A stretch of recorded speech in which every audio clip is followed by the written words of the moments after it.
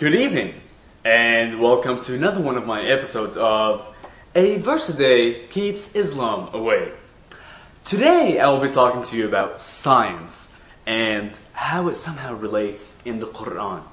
Everything that we know of today has been brought down to you by Allah in this miraculous book that we call Al-Qur'an. The first thing I'd like to go to is Quran 35 verse 13.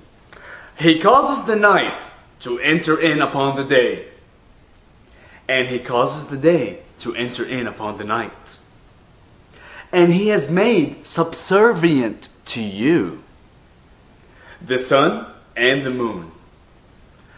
Each one follows its course to an appointed time.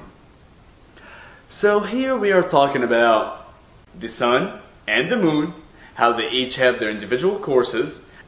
I want to move on to the next verse before I can really analyze this verse again, which is Surah 36, verse number 40. Neither it is allowable to the sun that it should overtake the moon, nor can the night outstrip the day, and all float in a sphere. Now, when it's talking about that neither is allowable that the sun should overtake the moon or the moon overtake the sun, I have a question to my fellow Muslim friends. How the hell do you explain lunar eclipses or solar eclipses? Khusuf al-shams wa khusuf al-qamar. If obviously we have the sun that has its predetermined course and the moon that has its predetermined course, and neither of which can overtake the course of the other, how is it that we can have both overlap? That must be a flaw in Allah's design. I mean, obviously we live in a geocentric world where the earth is stationary and the sun and the moon revolve around us, but hey, should they not have their own individual paths? How the hell are they crossing paths?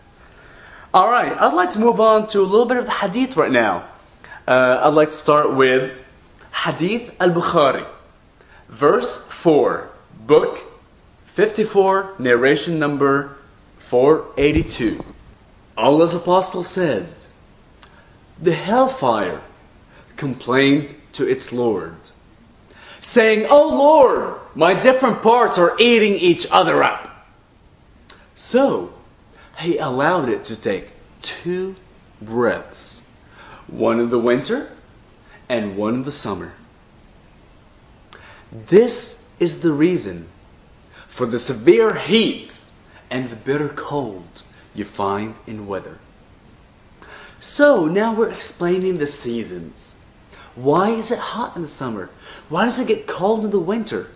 That's because the fiery pits of hell need to breathe. So I take it when it inhales, it gets really cold. And when it exhales, it gets really hot. One thing I want to know is, if the fiery pits of hell, if the flaming, burning fire and burnt brimstone are asking the Lord to breathe, why is Allah conceding to them? Next one I'd like to go to is, again, Sahih al-Bukhari, volume number 4, book number 55, narration number 546.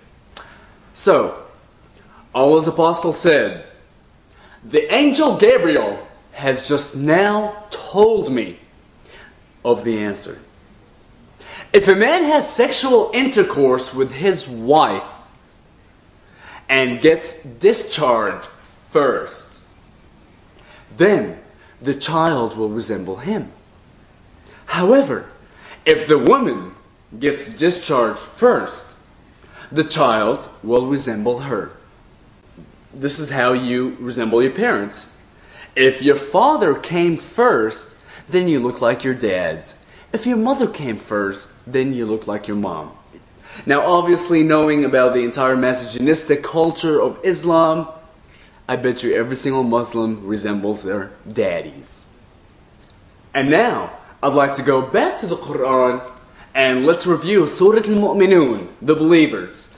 Al-Quran, Surah number 23, verse number 14.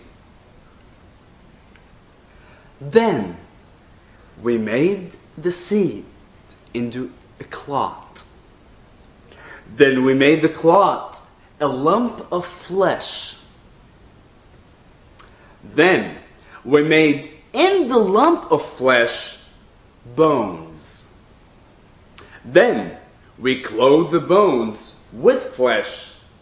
Then caused it to grow into another creation. So blessed be Allah, the best of the creators. So now we're talking about embryology, the way a fetus is born. First, we're talking about a clot, and by the clot, they're talking about the sperm. Once it mixes with an egg, you have the zygote. So we have the clot, and what's happening with the clot is, first, it's being dressed in flesh, and then it's being dressed with bones. The bones being the skeletal body of the fetus. Then does Allah, with His miraculous and wonderful design, does He coat the bones with flesh. And then the fetus starts growing into a new creation. The biggest problem with that is, has anyone heard of a woman giving a miscarriage to a skeleton? To something that looks like this? No, this does not exist in humanity. Never has and never will. Just in case if you want to know, embryonic cell has something called total potentiality. Total potentiality cells can actually differentiate into all sorts of different types of cells. So, when you have a cell with total potentiality, once it keeps replicating and dividing, it can become skin cells, bone cells, brain cells, liver cells, internal body cells, external body cells, eye cells, brain cells, whatever the hell kind of cells you want, all simultaneously. This is called differentiating into different body systems.